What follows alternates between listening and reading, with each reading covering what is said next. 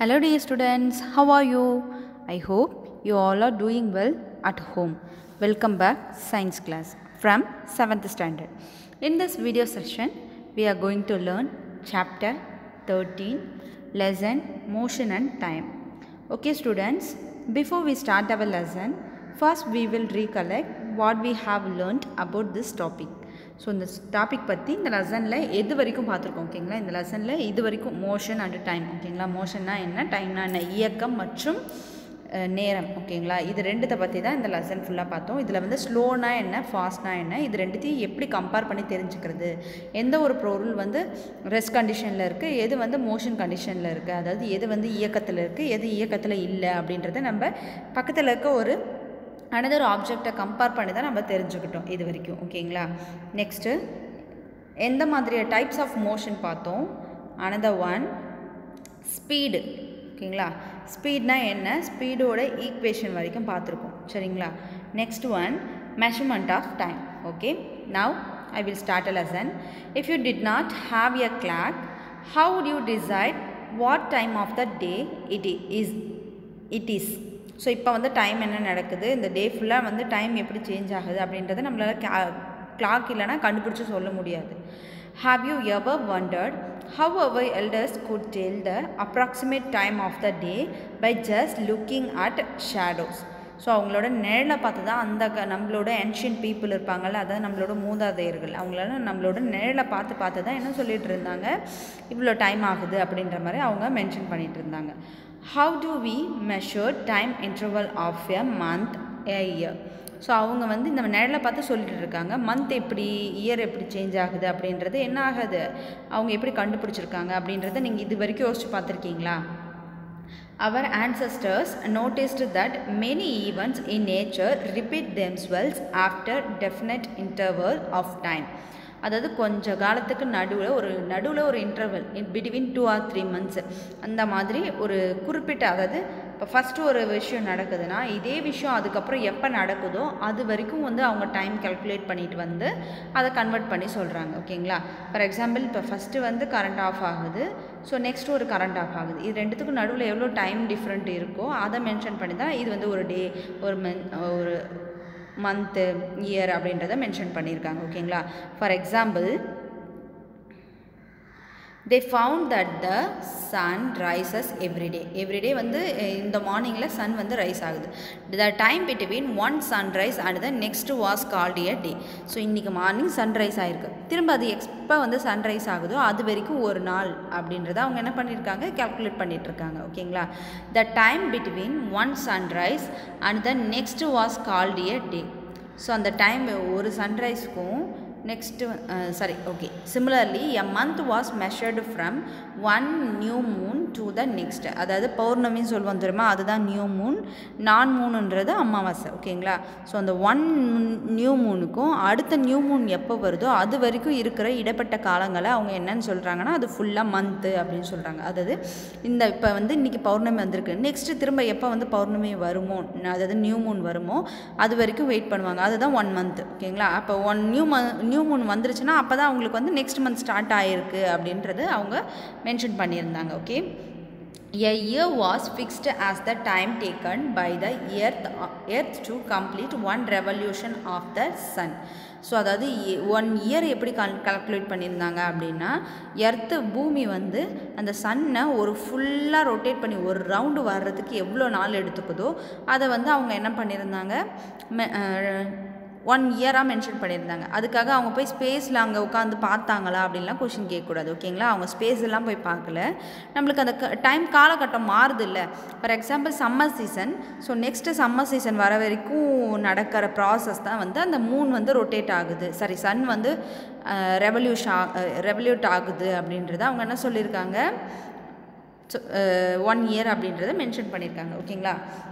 Often we need to measure intervals of time which are much shorter than a day. So நம்ம வந்து இப்போ time வந்து mention பண்ணும்போது இப்போ இருக்கிற மென்ஷன் பார்த்திங்கன்னா டிஃபர் ஆகுது, ரொம்ப நார்மல் டேஸை விட அந்த டைம் வந்து ரொம்ப டிஃபர் ஆகுது அப்படின்னு சொல்கிறாங்க. Clocks or watches are perhaps the most common time measuring devices. ஒவ்வொரு பிளேஸ்க்குமே இது வந்து டிஃபர் ஆகுது. ஸோ அதாவது எல்லாருமே ஒன்றா ஒரே காமனாக யூஸ் பண்ணுறதுக்காக தான் இந்த கால்குலேட்டிங் மெத்தட் டைம் மிஷினாக கொண்டு வந்திருக்காங்க. ஓகேங்களா?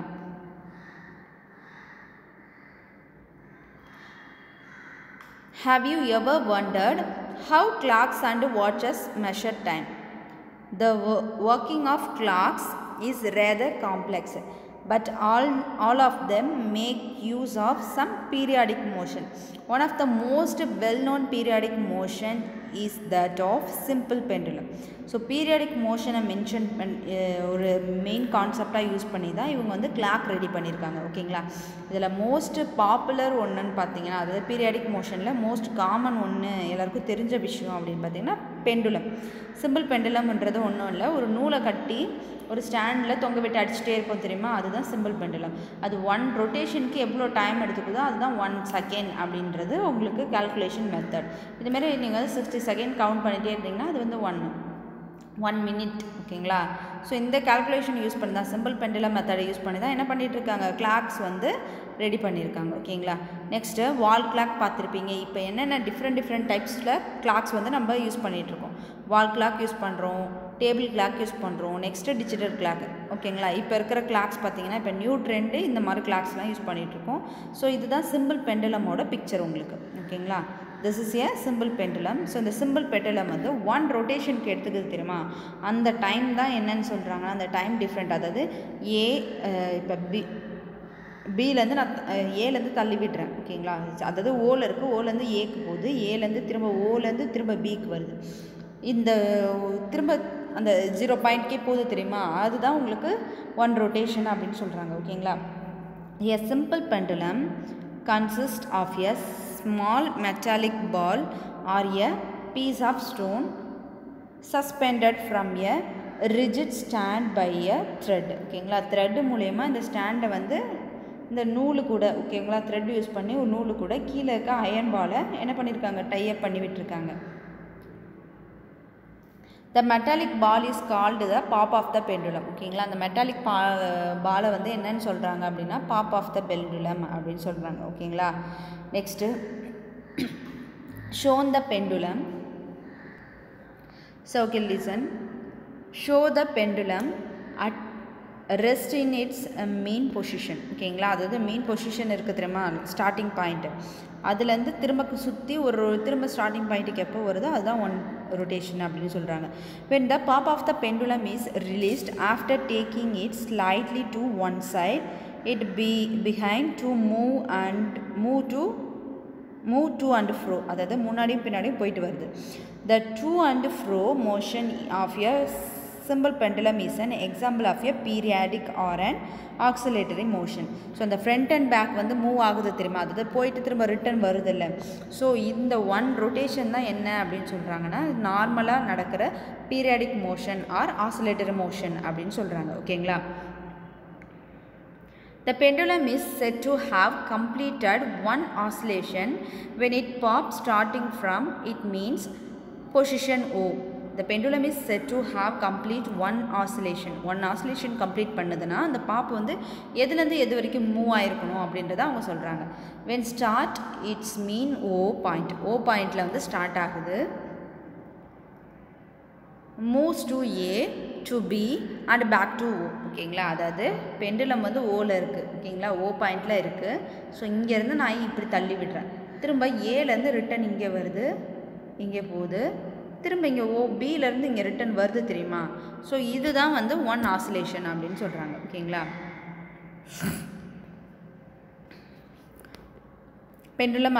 The pendulum also complete 1 oscillation when it pop moves from one extreme position A to the other extreme position B and come back to A.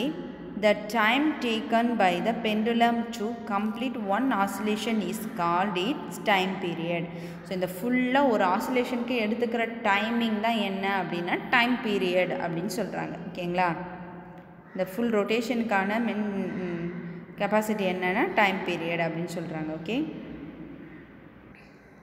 Next 13.2 set up a simple pendulum as shown in figure. இந்த பிக்சரில் காட்டியிருக்க மாதிரியே ஒரு simple pendulum set பண்ணிக்கணும்.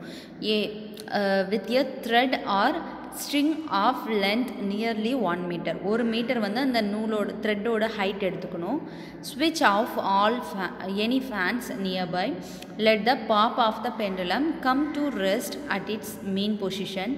Mark the mean position of the pop on the floor below it or on the wall behind it. அதாவது எங்கே தொங்குதோ அதுக்கேற்ற மாதிரி கீழ் பக்கமோ இல்லை வந்து இந்த சைட்லேயோ அந்த பெண்டுலம் தொங்க விட்டுருக்கீங்கன்னா அந்த வாலோட சைட்லேயோ இல்லை கீழ் பக்கமோ வந்து உங்களுக்கு அந்த பிக்சரில் காட்டியிருக்காங்க OAB அப்படின்னு சொல்லிட்டு மென்ஷன் பண்ணிக்க சொல்கிறாங்க.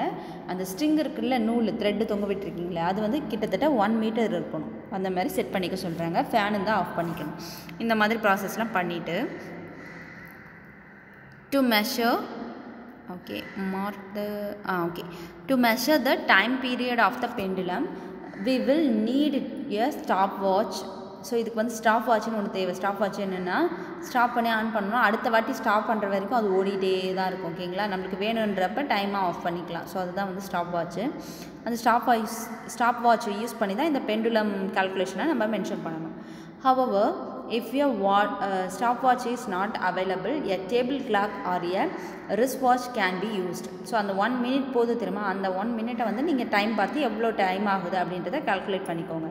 To set the pendulum in motion, gently hold the pop and move it slightly to one side.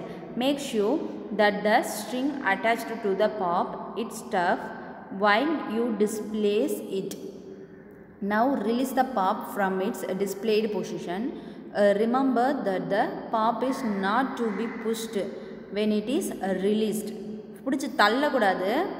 ஓகேங்களா, அதாவது த்ரெட்டை பிடிச்சி இழுத்து அந்த பாப்பு இருக்குது தெரியுமா, அதாவது குண்டு, அந்த குண்டோடு சேர்த்து கையில் வச்சுருந்து அந்த குண்டை மட்டும் தான் விடுறீங்க.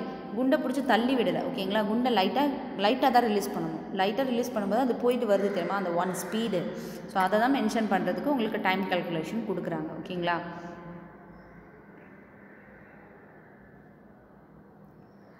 note the time on the clock when the pop is at its mean position. திரும்ப அது மீன் பொசிஷன் வரதுக்கு எவ்வளோ டைம் எடுத்துக்குது அப்படின்றத நம்ம என்ன பண்ணணும், கால்குலேட் பண்ணி டைமை மென்ஷன் பண்ணணும். Instead of the mean position, you may note the time when the pop is at one of the extreme position. Measure the time the pendulum take to complete 20 oscillation. ஒரு 20 ஆசிலேஷனுக்கு எவ்வளோ time எடுத்துக்குது அப்படின்றத நம்ம mention பண்ணணும். ஓகேங்களா, அதாவது 20 ஆசிலேஷனுக்கு time எவ்வளோ ஆச்சு, டைம் பீரியட் எவ்வளோ ஆச்சு, அதாவது ஒரு செகண்டுக்கு எவ்வளோ டைம் பீரியட் ஆச்சு அப்படின்றத நம்ம மென்ஷன் பண்ணணும். Okay, record your observation in table 13.2.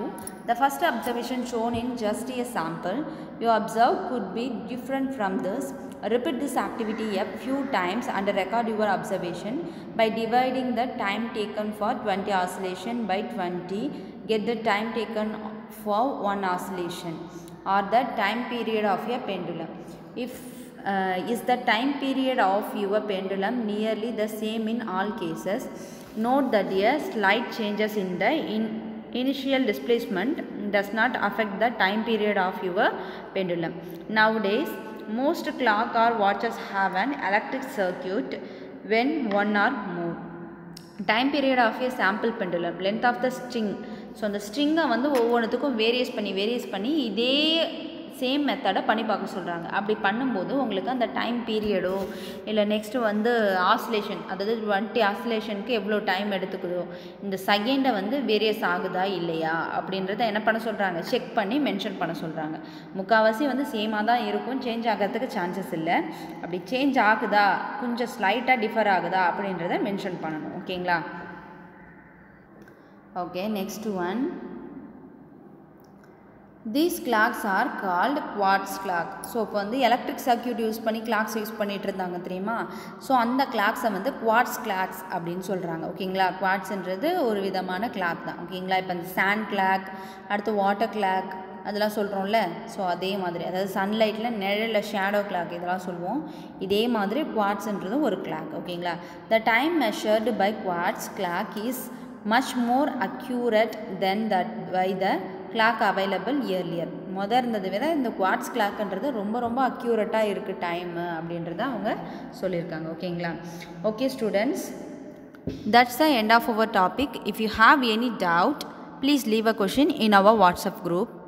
Remaining part we will see later. Thank you students. Thank you to all. Happy learning.